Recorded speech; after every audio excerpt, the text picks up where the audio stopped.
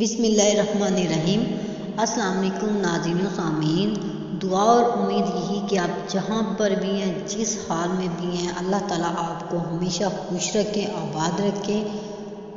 دوستو، میرے ساتھ کافی لوگوں نے ریکویسٹ کی ہے کہ ہمیں کوئی ایسا وظیفہ بتائیں جس میں ہمارے رزق میں اضافہ ہو سکے، تو میں آپ کو ایک ایسا وظیفہ آپ کے ساتھ شیئر کرنے جا رہی ہوں جو کہ ماہ رمضان میں تیسرے عشرے میں آنے والی طاق راتوں یعنی کہ 27ویں رات لیلۃ القدر کی رات میں آپ نے یہ وظیفہ کرنا ہے۔ وظیفے کا عمل کچھ اس طرح سے ہے کہ آپ نے 27ویں رات یعنی کہ جس دن آپ نے 26واں روزہ افطار کرنا ہے، عشاء پڑھنے کے بعد، نماز تراویح پڑھنے کے بعد آپ نے سورۃ الواقعہ جو کہ 27ویں پارے میں شامل ہے وہ ایک بار پڑھنی ہے، اور اس کے بعد سورۃ الاخلاص قل ھو اللہ احد یہ آپ نے 100 مرتبہ پڑھنی ہے۔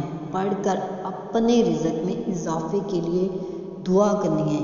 یاد رکھیں کہ وظیفہ کرتے ہوئے اس بات کا خیال رکھیں کہ آپ کو اللہ تعالیٰ پر پورا یقین ہے۔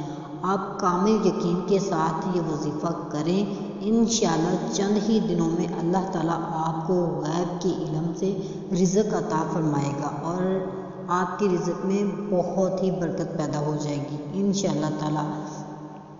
دعاؤں میں مجھے یاد رکھیے گا۔ بہت جلد نئی ویڈیو کے ساتھ ملاقات ہوگی، تب تک کے لیے